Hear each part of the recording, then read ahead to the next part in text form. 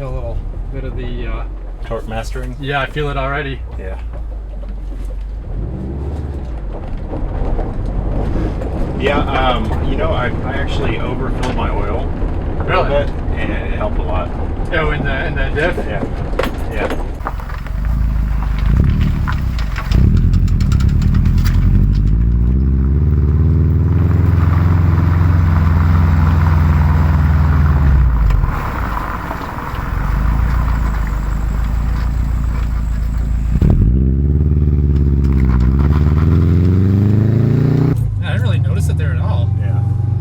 Surprising. Would you think? Are you thinking it would feel more like Granny? Yeah. How much do you think overfilling the oil helped? A lot. I think it helped a lot, and also it seems like it works better. I could definitely see it because, you know. And I've driven it a couple thousand miles. It's perfectly fine. I haven't noticed any loss in gas mileage either. Still the same crappy gas mileage it always gets. I feel like that was kind of enough around town. It was so mild-mannered around town, like it's not even like a thing. Whatever you want, man. Go across here, go up by the museum, I guess. Yeah. Wait, how do we go up to the museum? Let's just do the same route. I think that's a good idea.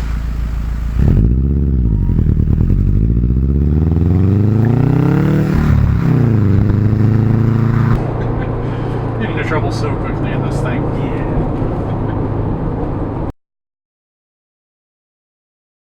So we just go up here.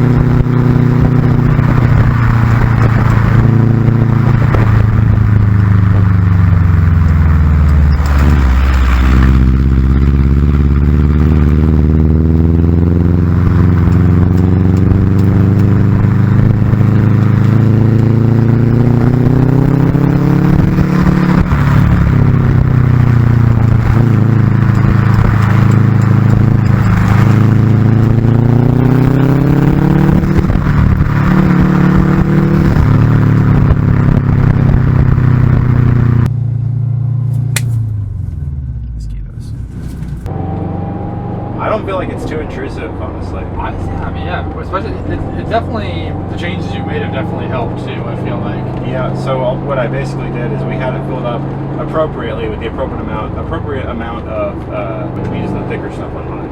Oh, the ADW 140, I think it was. Yeah, ADW 140. And so, but whenever I topped it off more in my driveway on an incline, so I could fit a little bit more in there.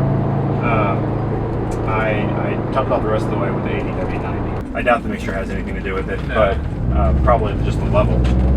The level probably helps. Well, if you think about it, right, like normally the level is about right midline of where the axle is, right? So you've got some oil right up to there, but as soon as you get that spinning, a lot of that oil gets slung up onto the outside of the case. So there's probably not actually much oil on the locker when the thing is spinning. Yeah, so it probably gets with the flung normal out of there level from centrifugal motion pretty easily. Right, so I can see how overfilling it could definitely be beneficial, right? You can get the oil level up into the locker a little more to do a little bit of damping.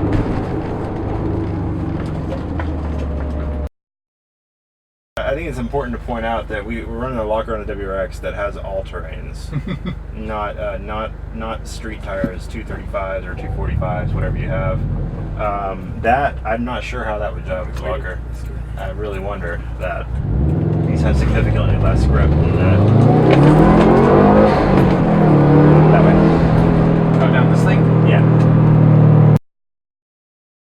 Scandinavian Colt. Okay, that was good. Everybody's like, hallucinogenics. Oh, there we go. This thing will definitely donut now, huh? I'm gonna do this one more time again. Before we get accused of a hate crime. Yeah. Okay. Hopefully the camera's in one piece back there. I don't see it on the pavement. It really doesn't affect your street driving very much, honestly.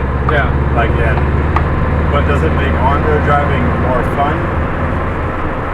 It's like the same. Yeah. Now, if you had a lot of gravel roads, it might make it more fun. You get a little more tail happy. Yeah. So it's really about the style of driving that you do. Like, can you drift with it? Not really. You know. I mean, I think you could drift with it. Yeah, you could. Woo. That was more than maintenance throttle. But you still have half your power going to the front wheels, so. Yeah. So, like, really, like, it doesn't make the car rear-wheel drive or anything. This car just wants to grip. This is going to make it. It's still grippy, you know, just with a little bit of oversteer instead. Just a little. If you knew what this was like, right? You got a brand new WRX, this one crashed, you're getting a new one. Would you put another locker in it?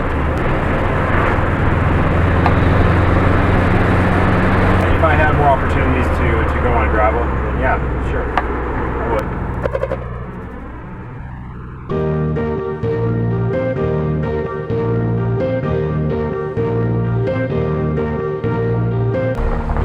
This is traction control. This is traction control on. PDC on.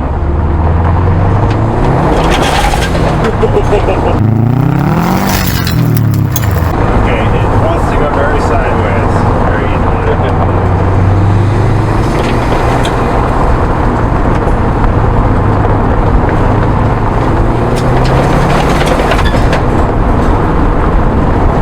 Quite fun.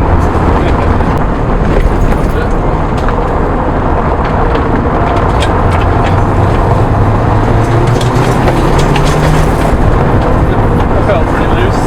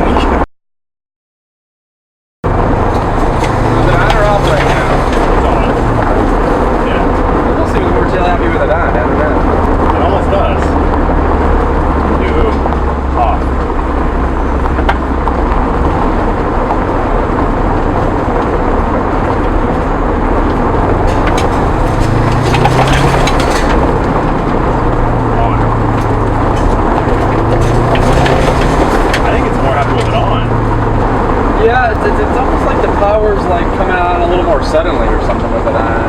Yeah, like it's transferring to the rear, vectoring to the rear when you walk up.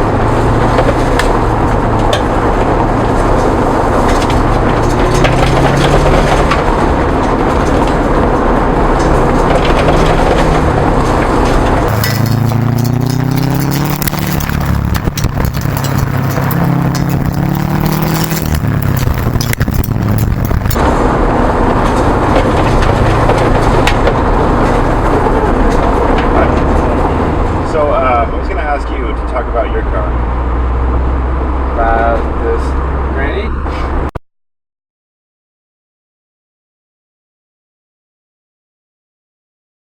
Yeah, it was interesting. Obviously, the thing that really makes the difference is not the transmission per se, but it's the different type of center, right? Whereas the automatics, my automatic at least has the multi-plate transfer clutch, whereas most of the manuals have a true differential in the center with a viscous coupling in it.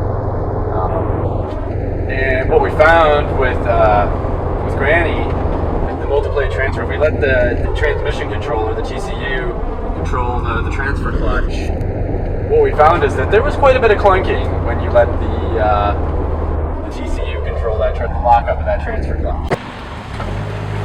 Someone coming there? Yeah. Yeah. Wow.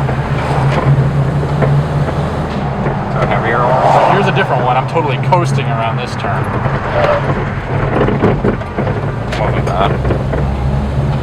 Yeah. I think the front wheel drive mod is going to be super necessary because it normally applies like about a 10% duty cycle to the transfer clutch. When you're just cruising along or whatever, and even just that little bit was enough to cause some pretty major clunking, especially like if you do a tight turn accelerating away from a stop or something. A lot of that might be from old bushings. Yeah, we never, that's true. Yeah, we never did mess around with the bushings to try to isolate that was from. I mean, so obviously there was definitely some lockup happening, right? It was transferring some drive torque to the rear differential. It was partially locking up the rear diff, which was causing it to, there's enough torque that there was kind of a lot of load on it when it did unlock, so it clunked pretty hard. And yeah, having worn out bushings might have exacerbated with that by causing the subframe to kind of bang around inside those, you got the kind of bushing, the thing kind of doing this.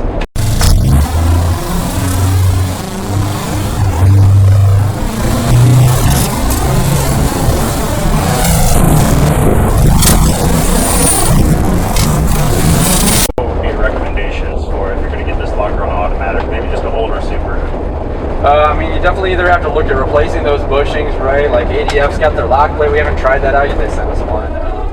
Replace your bushings with stock bushings, poly bushings. The best thing to do, I think, is what I did was just modify my diff lock switch so that rather than switching between auto and full lock, it switches between front wheel drive and full lock. So when you run it in front wheel drive, and of course, if you're lazy, you can just stick your front wheel drive fuse in to get front wheel drive. If if you've installed your locker and you need to get by it, you can mess with the wiring. You can always just stick your front wheel drive fuse in. So when you do that, you don't even notice the locker's there. With no torque to the locker, I mean, the clicking is super quiet.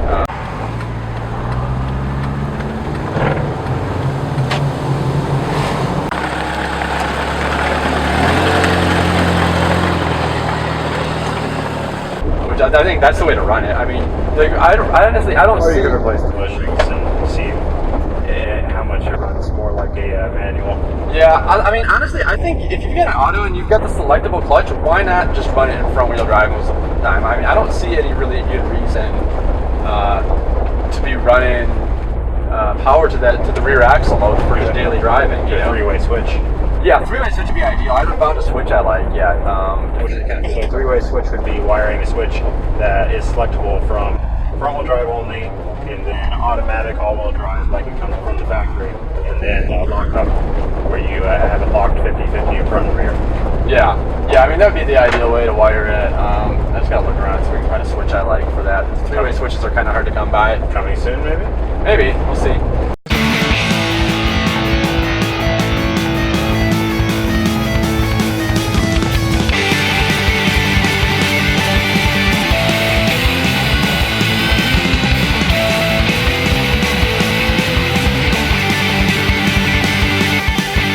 The springs are well retained, so they won't fly out under centrifugal force. Tension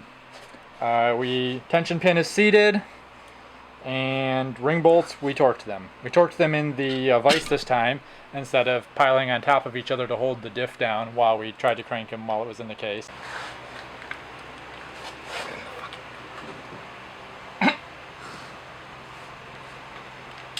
This is ridiculous. Now we can see it.